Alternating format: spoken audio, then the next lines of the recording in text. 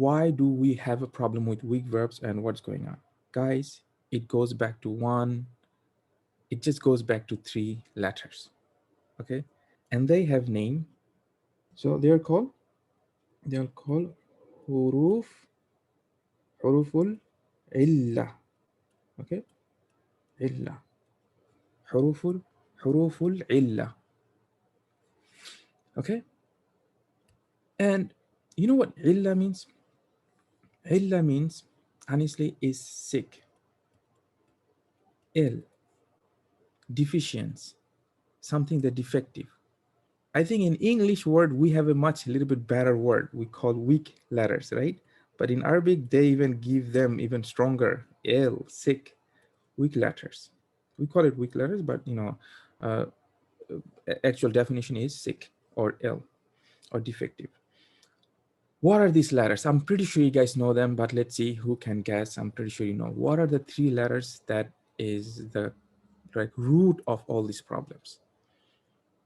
The entire Arabic language, not only verbs, noun, everything has a problem with these three letters. What are they?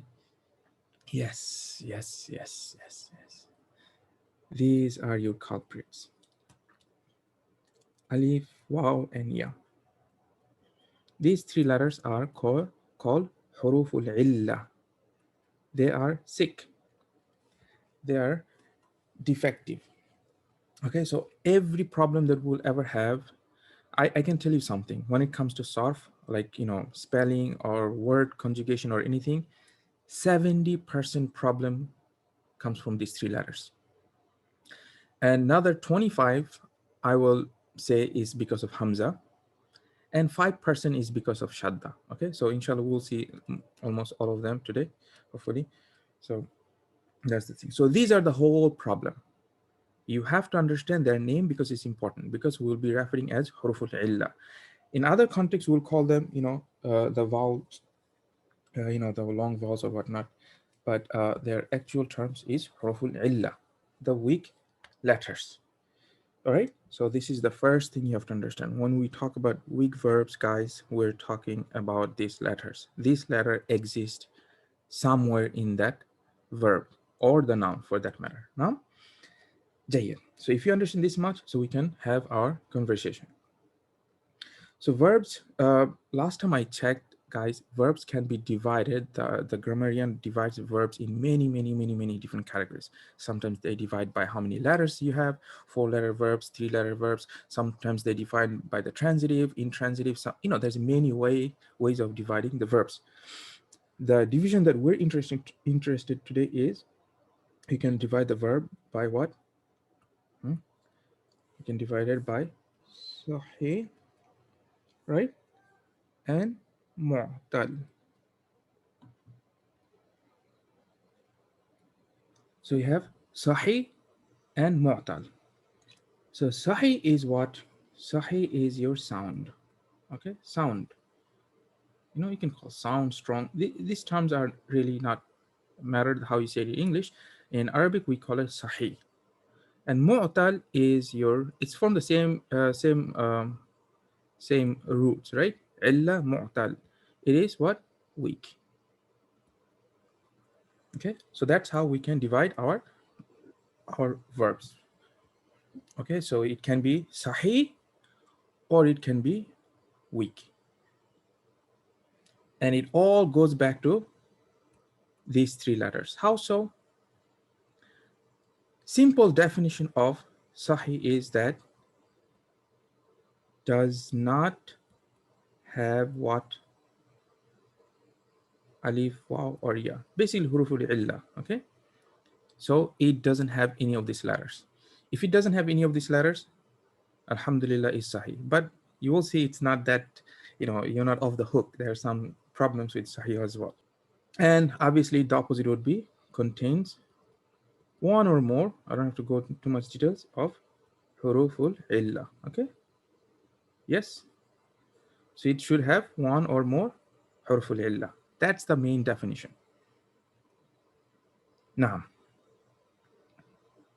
so we're going to talk a little bit about sahih because, that's a few things you need to know. Then, inshallah, whatever time we have, we'll be dealing with mu'tal. So in the sahih, it also divided into three categories. Okay, three categories. Number one is as-salim. If the world was perfect, guys, we would have everything in Salim. Not only Sahih, because you will see Sahih has other problems as well. Salim is basically your pure verbs in a sense. Before I can explain Salim, I have to explain the other ones. Then it will be very easier what is Salim is. Okay. Another type of Sahih, because remember, we're still at what? We're still at Sahih. So we're not talking about the weak letters. Okay. We're still on the Sahih. So one of them we have is mahmuz. Sorry, mahmuz. Okay, mahmuz. Mahmuz means it is sahih. There is no harful illa, that we don't have any waw, alif, and ya, but it has what? It has hamza. The verb has hamza. Okay, if a verb has a hamza, then it is called mahmuz. So can anyone give me one verb that we know that has a hamza? Any verb? Okay, so we have akala. Yes, akala. And here is our what? Hamza. Okay, so that is called mahmuz. By and large, we don't have too much problem with this, but I'll show you a little bit when we do have a problem. Okay, now, so then we have another kind of verb which is inside the sahih is uh, muda'af. Muda'af. Okay, muda'af, which is what? Which means it has shadda. It has shadda. You understand? The verb has a shadda. This is much used in the Quran. Adda. So muda'af is when you have a shadda. See, none of them has your weak letters, right? We're not talking about any weak letters. It's still, we don't have waw, we don't have ya, we don't have alif. Okay? The muda'af is that it has a shadda, and mahmuz, it has hamza. So why we're dividing them? Because there's some issue with them. We'll see few examples. There's some issue you have to be aware of. So what is salim? Salim means it doesn't have none of this. No weak letters, it doesn't even have hamza, and it doesn't even have what? Shadda. So it is pure letters. Fa'ala. Okay, that's fine. Fa'ala. Okay. Fa'ala. Khalaqa. Khalaqa. Ja'ala. You see? Nasara. Yes. All of this thing. Okay. Nasara. Why? These, if you know, dealing with these verbs is just your mathematics. Simple as that. These, if we had only these things, guys, the entire Arabic language is a math. It's really that simple, because if you know the rules, it's just a math. That it never goes against those rules. But the problem comes in the Sahih, we have problem with this one. Jay, so what's the problem? So I'll just pick one of this verb from here, for example. Let's just pick ja'ala. Ja'ala. Ja'ala. So what is the past tense of ja'ala? Sorry, this is the past. Now, what is the present tense of this verb? Ja'ala yaj'alu. Yes. Yaj'alu. And what is the command? Remember? We put sukun at the end, and we remove ya with what? Hamzatul wasl. And then we have to see, do we put dhamma on the wasl, or we put kasra? Yeah, so that means there's no dhamma here, so we have to put kasra. Ij'al. Now, ja'ala yaj'alu ij'al. Ij'al. Okay? Now, so let's deal with what's going on with akala. Akala will be what? Akala. What is the present tense? Yes. Here, so we have this sukun here, hamza here. Ya. So the sound is ya kulu. Ya kulu. Akala ya kulu. Now the situation comes is, by the way, you have to understand another thing. I'm not going to talk too much about this thing, but what happens, the Arabs, they also divide where is your Hamza. You will see this is very important when we talk about Mu'tal. Meaning, where is the Hamza? Is the Hamza in the beginning, which is the case here? Is it in the middle? Is it in the at the end? And your conjugation will be a little bit different based on where it is. Okay, so and they also have name. We don't want to talk too much about this, but as long as you understand from the concept that if it has Hamza, we have a special category for the Sahih. And you will see what happens here. Here, what would be the command verbs? Command verb for akala yakulu. So remember what we said. What we do is we have this, we first get the present tense verb, right? And then we make it into what? We make it into, what do we make it into, guys? Majzoom. So we have ya, cool. Yes. Now, what is the next step? You remove, what? You remove the huruf al-mudari. So we remove the ya. So now in this case, we're left with something like this. Cool. What happens if you put Hamzatul Wasl here? Some words, they follow the standard rule, some words, they don't follow the standard rule. Here, they won't follow the standard rule. What's going to happen? I'm not going to explain. Simply because of this Hamzatul Wasl and you have Hamza with the sukun and everything, this whole thing drops. And you're simply left with the word kul. Kul. Okay, so this is your command, eat. Yes, you see what's going on? So that's why we have a little bit problem with Hamza. Some, not all of them, some of them will work fine, but this one, cool. It's all same thing also with the Amara. Remember, I think someone asked about the Amara conjugation. It will also be like mur. But that's a different, yes, it will be cool, but for different reason. You will see why. This is not because qala is what? Qala is your weak verb. Akala is not a weak verb. Okay, so this thing I just want you to know. For some of them you should just memorize, like akala ya'kulu kul, amara ya'muru mur. Okay, so akhada ya'khudhu khudh. This thing comes a lot. Akhada, akhada. Okay, so you have ya'khudhu, and then we have khudh. This word is used extensively. Khudh, take. All right, and remember, I'm not going to go in details, but something that you should really spend time after this, play around with this. It's really interesting. And if you have any question, some conjugation, you can ask me. How would you tell khud? When you say khud, you're talking to a male person. How would you tell to a female person? That old rule comes back. Khudi. Okay, remember, we have to put ya and the drop the nun, the whole thing. So this, those kind of things still there. I just don't have a time to talk about the other conjugation. I'm just trying to give you overview of what's going on. So you have Salim, which is pure verb. That's the verb that we would love to deal with.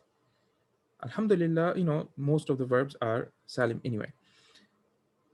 Then we have Mahmuz, which means the verb is Sahih, means it doesn't have the weak letters, but it has Hamza. And this Hamza sometimes causes problem, especially in the command verb. Okay, it causes a little bit problem. In the other times, it's fine. Then we have Muda'af. Muda'af. Okay, so let's see what we can say mudaf. So we have adda. Do you know its present tense? It would be ya'uddu. Adda means to count, right? You're counting something. Adda ya'uddu. Right? And its command is ud. Okay, I'll tell you, this one is easy. If adda and it's just that the issue is like we have to explain what's going on here. But let's just say ya'uddu, right? So what is the majzum state? In order to understand, I'm just going to quickly explain this one because this is a little bit I don't have time to explain what happens when you have this kind of shad at the end for both majzum and mansub state. You change the ending into fatha. There's something happened because once you break it down, I can explain the whole thing, but honestly, that's no point. That's no reason for us to do this. These are the things usually in advanced class we find out what's going on. But only thing you should know, when you have this kind of both for lam and lan. Remember, one is majzum and one is mansub. You have the form is ya'udda for both of them. It should have been only for lan, right? Because lan makes a fatha, that's fine, but also for lam. So that's why what happens is when you make it a command verb, right now, only thing you have to do is what? You have to remove. What do you have to do? You have to remove, remember the rule of command verb, you remove the first, the yeah, whatever you have. So now you're left with what? Udda. Now we have udda. Remember the rule that we learned, we have to put hamzatul wasl. Do we put hamzatul wasl here? Yes or no? Why not? Remember, we have, this is something, if you understand this one, your life will be easy. Dhahaba, I'm going to quickly show you so that, everybody else can understand. Yadhabu, okay? So then we said, from yadhabu, we make it into yadhab, okay? And then we remove the ya, so then we have what? Something like that, and then we put hamzatul wasl. Basically, dhahaba, yadhabu, idhab. We have hamzatul wasl. So we have to put hamzatul wasl. Why can't we put hamzatul wasl? Yes, the issue was what, guys? You have to go back. Why did we put hamzatul wasl to begin with? Because your zal had a sukun. Your first letter had a sukun. Because remember, the issue is that we have to remove this ya. The present tense verb was yadhabu. Yadhabu. The rule is you have to cut that ya because of the command verb is not a present tense, so you have to get rid of the present tense sign. Otherwise, you are talking about present tense. Once you remove present tense, our job should have been done. I explained this one last time. Our job should have been done because we have everything is good. We have the sukun here, everything is good. But the problem is we are studying a word with sukun, which is not possible in Arabic language. So that's why we had to bring hamzatul wasl. Now, once we remove the ya, look what's going on here. We don't have that situation. We don't have that the first letter is sukun. We already have dhamma. So why bring hamzatul wasl? There's no need for the hamzatul wasl here anymore because the first letter is harakat. You understand?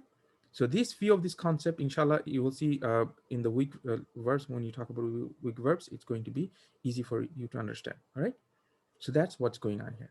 So that's what we can say. Udda. Makes sense? Now, so that's a very short, you know, you know, explanation or just going about what's going on with Sahih. If we can pronounce, then yes. If we can pronounce, there is no need for Hamza. Yes, exactly. And how do we pronounce, guys? Remember, we pronounce anything with what? Vowel. Without vowel, you cannot pronounce it. So that means if it doesn't have a vowel, then we cannot pronounce it. Even in English, we cannot pronounce without vowels. Now, so that's why this situation is happening. So that is your Sahih verbs, sound verbs, strong verbs, whatever you want to say it.